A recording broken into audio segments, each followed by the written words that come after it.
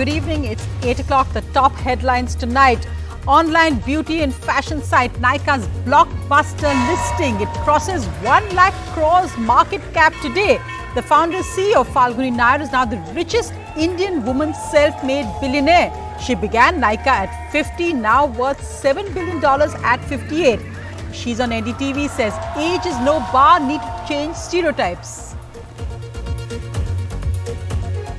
The Delhi Declaration on Afghanistan. After an 8-nation dialogue on Afghanistan in Delhi, the declaration says Afghanistan's soil should not be used for terror. Russia, Iran among the attendees. China skips to attend Pakistan's Troika Plus meet on Afghanistan. Heavy rain continues in parts of Tamil Nadu. In Chennai, there is a respite, but residents return home to devastation. Now, water is brought in to clean the Yamuna river waters, spraying water to barricades versus toxic Yamuna foam. The police stopped Chhath celebrations at the Yamuna because of a bar by the Lieutenant Governor, but BJP MP Manoj Tiwari was still there for Chhath celebrations. And Malala marries Pakistan cricket manager Asir as congratulations pour in for her as she posts wedding pictures.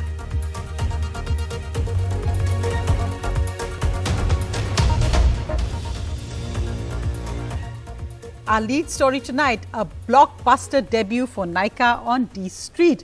Today, the bell was rung as Nykaas IPO listed, and it really rocketed, opening at 2018 rupees but went up over 80%. This is the best listing by a startup after Zomato. Founder Falguni Nayar's net worth now hits $6.5 billion. She's now India's richest self-made woman billionaire. Nykaa ended the day at 2,208, up 96.3% from the offer price.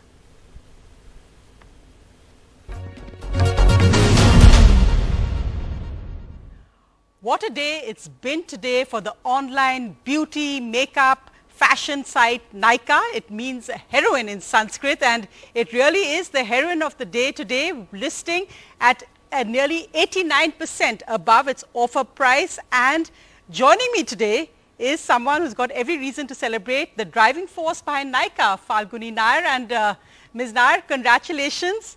And did you expect this? Already in the early morning trade, it crossed 1 lakh crore market cap. And Bloomberg is now saying you're India's richest self-made woman billionaire. Thank you, Sonia. I think we are just trying to build a great company that is well loved by consumers, and I think a good market reception is very encouraging. So yes, I do agree that it calls for celebration sometime today. It's been, what a journey it's actually been. Is this something you expected? I mean, the fantastic bit is that it's also a woman-led unicorn. It's also one of the few profitable unicorns. It's really rewritten so many of the stories we've seen around unicorns, IPOs, about women-led businesses. What would you say today when you look at the journey that you've made to get here? I think I had been an IPO banker and taken a lot of companies to the IPO, and that gave me an excitement to want to start an entrepreneurial journey of my own.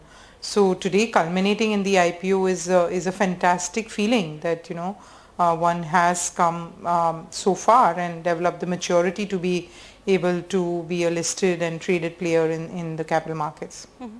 And you said also today that you actually decided to take this leap of faith, as it were, backed of course with your experience just before you turned 50. So you actually defied all stereotypes also to make it here. What's the biggest learning you have, or the learning you'd like to share with all our viewers tonight, who I think will now be looking up to you as a mentor, role model? No, I think there is definitely a learning that age is no bar, for sure. I hate being counted as women entrepreneur or women this thing. So, but yes, I think one has to break all stereotypes, including gender stereotypes. Mm-hmm. So what do you think is your biggest learning?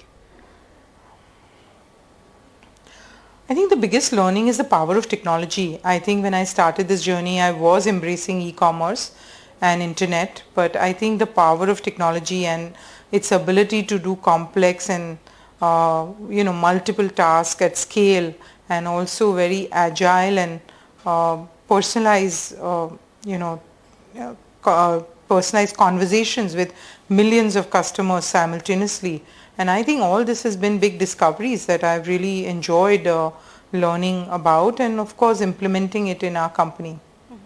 And how do you think really, because how did the idea, you said that of course that you had taken other companies to IPO, but the fact that it was a need perhaps that many may not have felt, because you're so used to buying makeup from just the store, the brand. How did you think this would translate into something which grew also so rapidly? It was interesting, we saw Katrina Kaif also at your listing today as one of your shareholders. What did you see as the opening in the market, and what do you think really clicked and made it take off? Do you think the lockdown helped as well in terms of people just switching to online sites? I think in 2012 when I started the business, I think beauty was a very big business both in Asia like Japan and South Korea, as well as Europe and US, and somehow in India the beauty business was not taking off. There were adversities in terms of India as a large geographical country, and in the nascent stage of the business it was hard to meet the needs of such a large geographically diverse and also ethnically diverse country with what they like. And I think I felt that with e-commerce we can service this category much better, and that's how we decided to set up a vertical commerce company focused only on beauty. I also believe that education was at the cornerstone of beauty consumption, and for us to be able to grow the beauty consumption, we needed to educate the customer. And again, digitally, that is so very easily possible to educate customers at scale, and through that education create demand for products. And I think Nykaa in many ways has created the beauty industry in the country. You may be aware that we own a brand jointly with Katrina Kaif. It's called K Beauty. It's a brand that we started together, and she's been very instrumental in helping us build the brand. I mean, she's a joint owner, and also she's conceptualized the brand, and we are building it together. So I think she's a business partner to Nykaa, and that's how she was here today. And also, I think also democratize it, because now it doesn't matter where you are really. So did you find that interesting, that the kind of different demands or the needs, what did it teach you about India, and what, say, perhaps beauty requirements or needs were or thoughts were? Because what did this whole journey teach you? I think Indian consumer, deep insight into Indian consumer and how they consume. And I think from early days, I was looking at signs of whether consumer in Varanasi consumes different products than in Delhi, and to our surprise, no. And even today we keep saying that when we look at data of tier 2 and tier 3 consumption, at least on our site, it is very similar to consumption in tier 1. So there is a similar aspirational consumer who wants to consume similar brands even in smaller cities in the country. And I think learning about a much larger India of today beyond Bombay and Delhi has been the most fascinating learning for both me as well as Anchit and Advaita, who are with me in this business.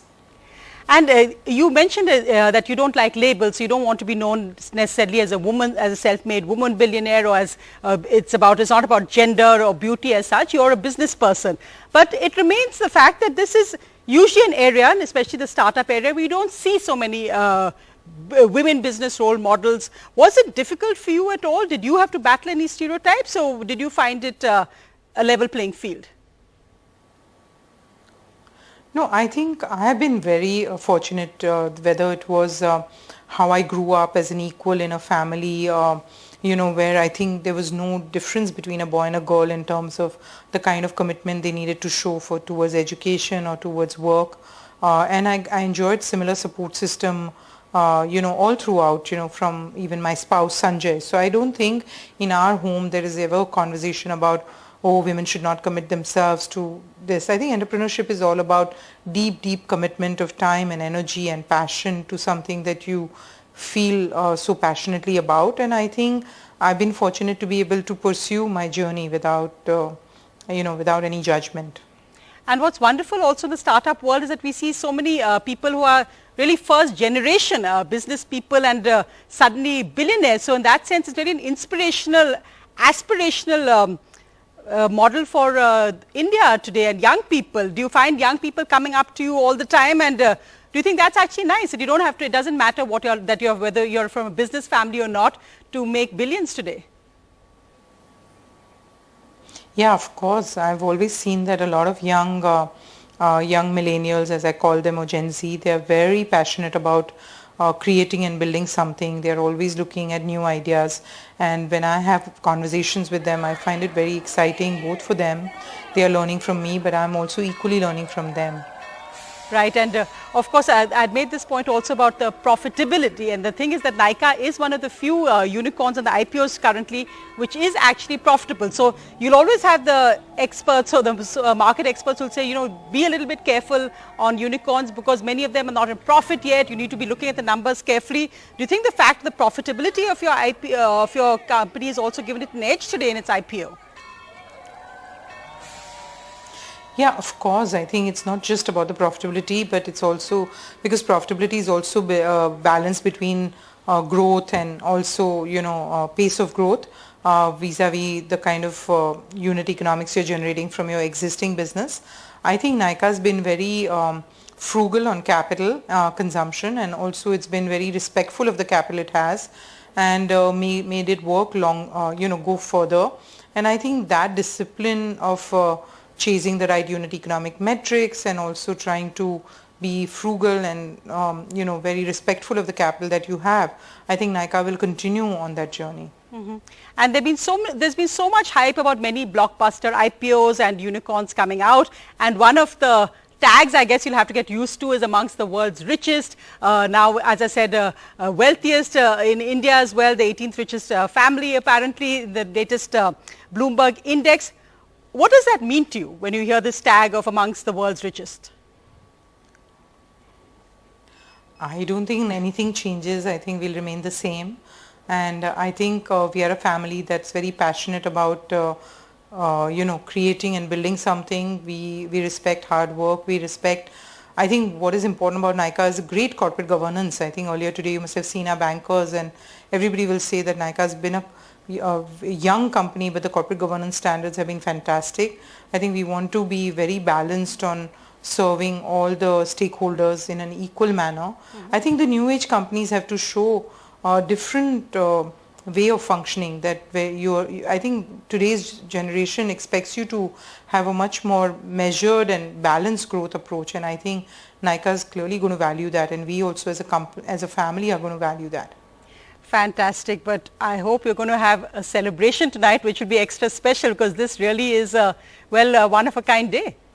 I think we are planning to go for dinner to our favorite restaurant, which happens to be at Four Seasons, close to our home, but yes, that's the plan. Okay, wonderful. Well, we wish you all the best. As I said, it's great to see this blockbuster listing, and congratulations for all the hard work that has gone into today. We wish you the best. Thank you. Thank you. Thank you. Thank you very much, Sonia.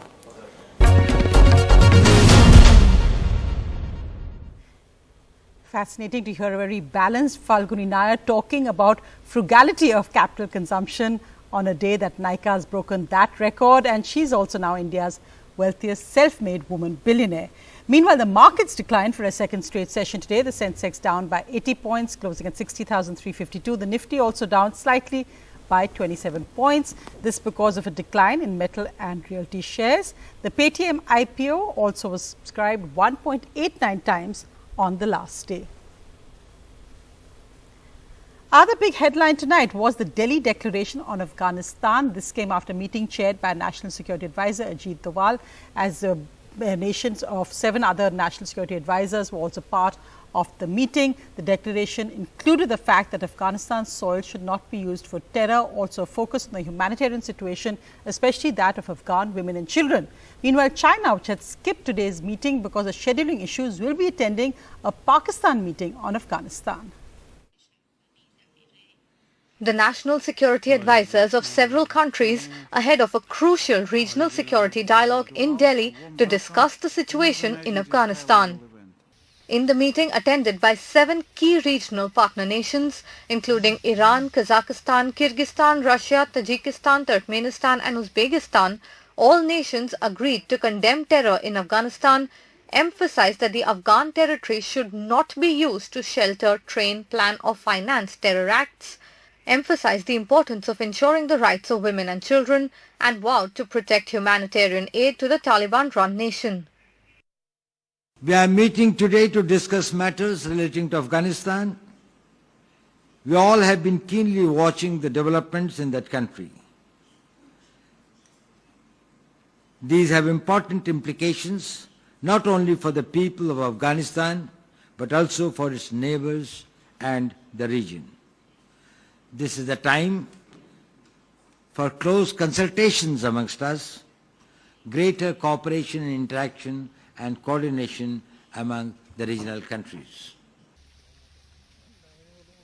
By the evening though, a new twist. China, which chose not to attend the Delhi meeting because of scheduling issues, decided instead to attend a tit-for-tat meeting called by Pakistan to discuss Afghanistan. An announcement made on Twitter. The tweet says that Russia and the US will also attend the meeting. While the Russian National Security Advisor was present in today's Delhi meeting, the United States were not present, though key US officials including the Secretary Defense and the CIA chief have been constantly in touch with New Delhi.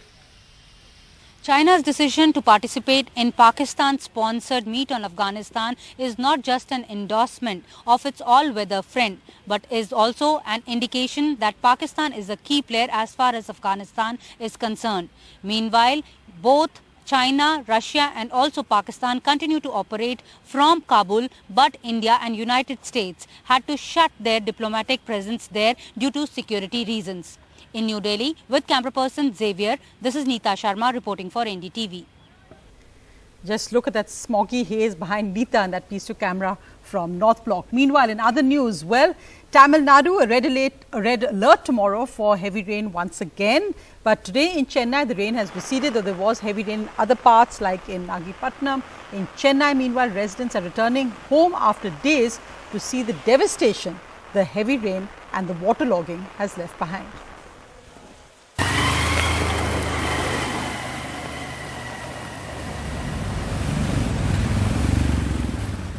It's a mess inside Ebenezer's house as he returns to check 3 days after Sunday's 21 centimeters rain flooded his home at Chennai's Periyar Nagar in MK Stalin's Kulathur constituency. It's a repeat of the 2015 flooding. Water, he says, stayed for 3 days. Every government, turns a deaf ear to us. This new government should do something for us. We are a citizen, We are a citizen, tax-paying citizens. The rainfall in the city is already up by 52% of the average, 38 centimeters versus 25. The low-lying neighborhood is in knee-deep waters. Developed 30 years ago, these settlements stand on the catchment area of a few lakes. So during the monsoon, waters just don't have anywhere to go, flooding streets and roads. The stormwater drains just crash. Because we all learn from mistakes, right? But 30 years seems to be a bit longer time to learn from the mistakes, right? Let's not go back to the past, right? Because we know why it has happened. We just need to see how it could be solved at this point of time. Because I can't bring the water body now. After 2015 floods, 5,000 crore has been pumped in to build stormwater drains, many funded by the Smart City project. Chief Minister MK Stalin blames the previous AIADMQ regime of a shoddy job as it was in power for 6 years after the 2015 disaster. லஞ்சம் வாங்கிட்டு ஊழல் வாங்கிட்டு commission வாங்கிட்டு அரைகுறையாக பண்ணியிருக்கிறாங்க. அதனால தான் இந்த சேதமே ஸ்ரீநகரில் ஏற்பட்டிருக்கு. 75-50% பண்ணியிருக்கிறோம். இன்னும் பண்ண வேண்டிய 50% பண்ண வேண்டிய வேலை இருக்குது. அது நம்ம இந்த மழை காலம் முடிஞ்ச பிறகு அதையும் பண்ணி நிரந்தரமாக சேதாரம் இல்லாத சென்னையாக மாற்றுவோம். The Chennai Corporation says stormwater drains have not been designed for very heavy rainfall, but for average annual rains. Call it corruption or otherwise, the existing system crashing when it matters most certainly raises serious questions on the design and engineering competence of the local body. At Periyar Nagar in Chennai with Suresh, Sam Daniel for NDTV. Well, moving from the waterlogging in Chennai to the toxic water foam in the river Yamuna. This time, of course, in focus because of Chhath Puja celebration. So today, the Delhi authorities were spraying water. So you're actually spraying water onto a river in a bid, they said, to clean the river, which is virtually impossible. Also now, boats are patrolling and barricades to prevent Chhath Puja celebrations here, because the Lieutenant Governor has said that because of COVID, there shouldn't be any gatherings on the riverbanks.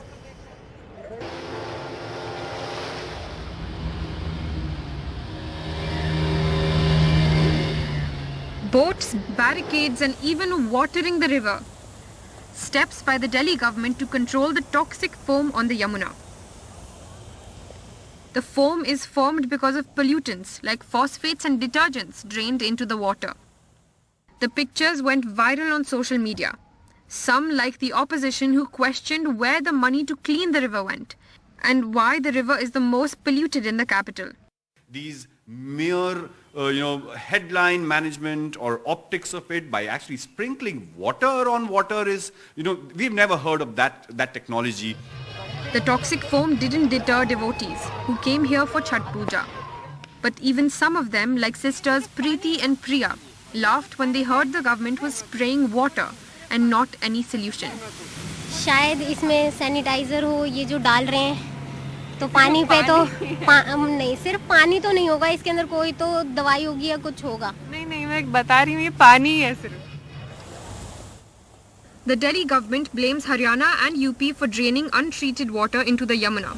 But this toxic waste is Delhi's own, according to environmentalists. The Delhi government says Delhi does better in treating its waste than most other cities. अब MCD के चुनाव से कुछ महीने पहले इन्होंने एक और प्रोपेगेंडा शुरू किया है कि साहब यमुना बड़ी गंदी है, और अरविंद केजरीवाल ने इसको गंदा किया हुआ है. ज्यादातर शहरों का वेस्ट, चाहे वो इंडस्ट्रियल वेस्ट हो, चाहे वो हमारे टॉयलेट से निकलने वाला वेस्ट हो, ये हमारे हिंदुस्तान का दुर्भाग्य है कि उसको नदियों के अंदर ही डाला जाता है. The reality of environmental failure is horrifyingly clear here at the Yamuna. The smog is as thick as ever, crackers are being burnt, and on the Noida side of the banks, jubilant crowds are entering toxic waters to offer prayer. Here on the Delhi side, the banks are abandoned because the prayer ban was enforced. But as you can see, the foam is just as bad, and the barricades put up this morning, so mocked on the internet, are already abandoned. With Gauri Prasad and Sanjay Kaushik, Meher Pandey for NDTV. Meanwhile, let's move to the other news tonight. The man who actually posted online rape threats to the baby daughter of Virat Kohli and Anushka Sharma has been arrested by the Mumbai Police Cyber Cell. Let's go across to Saurabh for more details. So Saurabh, this man arrested from Hyderabad, what are the details you have? Well, the Mumbai police started investigating simply because Virat Kohli and Anushka Sharma are residents of Mumbai. They live in a flat in Mumbai, and of course this is something that the Mumbai police felt that they should investigate after the huge outrage that we saw over these, threats, especially this one particular threat that a fact-checking site, Boom Live, also had reported that it was from a Telugu-based handle. So that's where the investigation started. Now, the Mumbai police also took it forward, identified this man who's now believed to be an engineering graduate who's currently unemployed. The team went to Hyderabad, have arrested him. They're bringing him back to Mumbai. He'll be produced in a court tomorrow.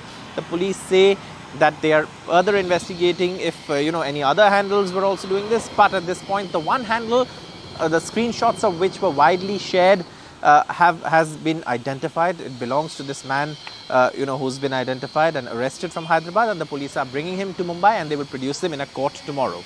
Right, and of course, it was also part of the online hate that Virat Kohli received after he actually stood up for fellow cricketer Mohammad Shami after that loss to Pakistan. So it actually is disgusting to target a baby just a few months old. And the Mumbai police, I think, setting a strong precedent there that actually when you're doing online rape and death threats, it's actually something which is illegal and needs to be punished. Thanks so much, Saurabh, for that update.